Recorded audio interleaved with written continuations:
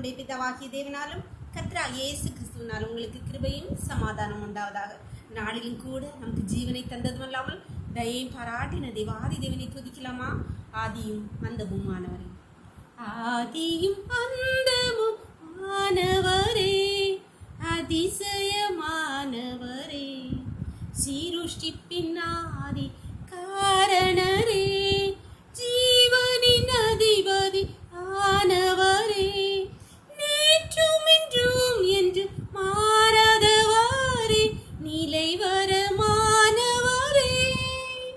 நேற்றும் இன்றும் என்று மாறாதவரே, நிலைவரமானவரே,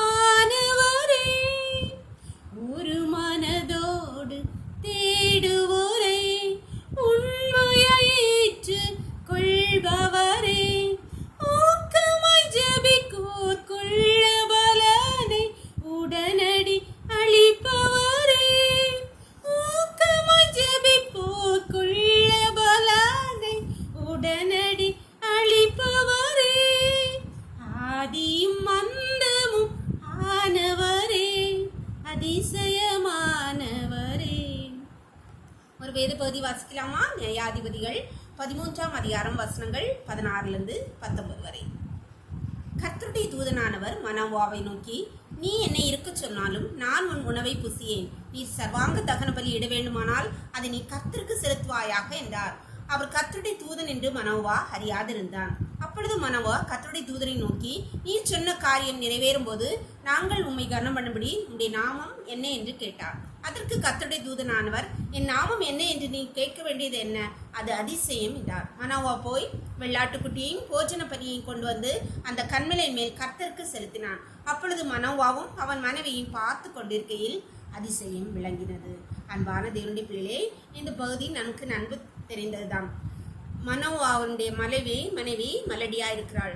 அப்பொழுது கர்த்தருடைய தூதனானவர் அவளிடத்தில் வந்து தரிசனமாகி, உனக்கு ஒரு குமாரன் பிறப்பான், அவன் இஸ்ரவேல் மக்களை பெலிஸ்தரின் கையினின்று விடுவிப்பான் என்று சொன்னோன்னா, அவனை நசரே விரதத்தில் வளர்க்க வேண்டும் என்று எப்படி எப்படி வளர்க்கணும்னு அவளுக்கு சொல்லுறாள். உடனே இவள் தன்னுடைய கணவருக்கு வந்து சகரியாவுக்கு சொன்ன உடனே அந்த மனுஷர் இன்னொரு தடவை வந்தா, நீ என்கிட்ட கூட்டு வா, நான் எப்படி எப்படி வளர்க்கணும் நானும் ஒரு தடவை கேட்டுக்கிறேன் அப்படின்னு சொல்லி கடவுள்கிட்ட விண்ணப்பமும் பண்ணுகிறான். அப்பொழுது கர்த்தருடைய தூதனார் மீண்டும் மனோவாவின் மனைவிக்கு தரிசனமாயினார். இவள் ஓடி வந்து கணவரை அழைத்து கொண்டு வந்து கர்த்தருடைய தூதத்தில் விடும்போது அவர் எப்படி எப்படி வளர்க்க வேண்டும் என்பதை சொல்லுகிறார். அப்பொழுது மனோவா சொல்றார், நீர் இரும், நான் உமக்கு சர்வாங்க தனபலியை செலுத்து கொண்டு வருவேன் சொல்லும்போது, அவர் சர்வாங்க தகன பலியை நீ அதை கர்த்தருக்கு செலுத்துகின்றார். அவன் கொண்டு வந்து வைத்து அவனுடைய பலியை கண்மலை மேல் வைத்து பார்த்து கொண்டிருக்கையில் அதிசயம் விளங்கியது. அவர் அதிசயமானவர். அன்பான தேவனுடைய பிள்ளைகளே, நம்முடைய வாழ்க்கையிலே நம்முடைய கஷ்டங்களில் நம்முடைய வேதனைகளில் ஸ்தோத்திர பலியிட்டு ஆண்டவருக்கு நம்முடைய பலியை ஸ்தோத்திர பலியாக செலுத்தி நம்முடைய கண்கள் ஆண்டவரை மட்டும் நோக்கி இருக்குமானால் நம்முடைய வாழ்க்கையில நிச்சயமாய் அதிசயம் விளங்கும். அதில் எந்த மாற்று கருத்தும் இல்லை.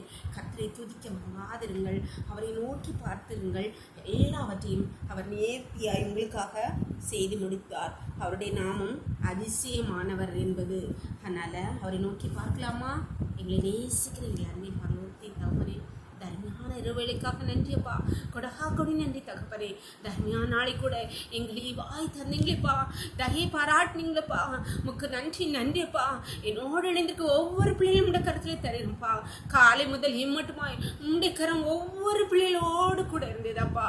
ஒவ்வொரு பிள்ளைடைய கஷ்டங்கள், வேதனைகளை, கண்ணீர்களை கர்த்தாவே அப்பா உம்மை நோக்கி பார்க்கிற கண்மலையாகிய உம்மை நோக்கி பார்க்க ஒவ்வொருடைய வாழ்க்கையிலும் நீர் அதிசயம் நடப்பிப்பீராக கர்த்தாவே. மனோவாவின் குடும்பமும் உம்மை பார்த்து கொண்டிருக்கையில் அதிசயம் விளங்கினது நாங்கள் வாசித்தோம் ஐயா. உம்மை நோக்கி இப்பொழுதும் பார்த்துக்க ஒவ்வொருவருடைய வாழ்க்கையிலும் அதிசயத்தை விளங்க பண்ணுங்க தகப்பனே. உம்முடைய நாமம் அதிசயம் என்பதை விளங்க பண்ணுங்கப்பா. உம்முடைய கருத்தில் ஒவ்வொருவரையும் தாழ்த்தை தருகிறோம். இந்த இரவுகளை மூடி மறைத்துக்கொள்ளும். சகல துதியும் கனமும் பலமையும் பலனும் ஞானமும் எங்கள் தேவன் ஒருவருக்கே செலுத்துகிறோம். இயேசுவின் மூலங்கள் ஜெபத்தை ஏற்றுக்கொள்ளும் பரலோகத்தின் தந்தையே, ஆமென்.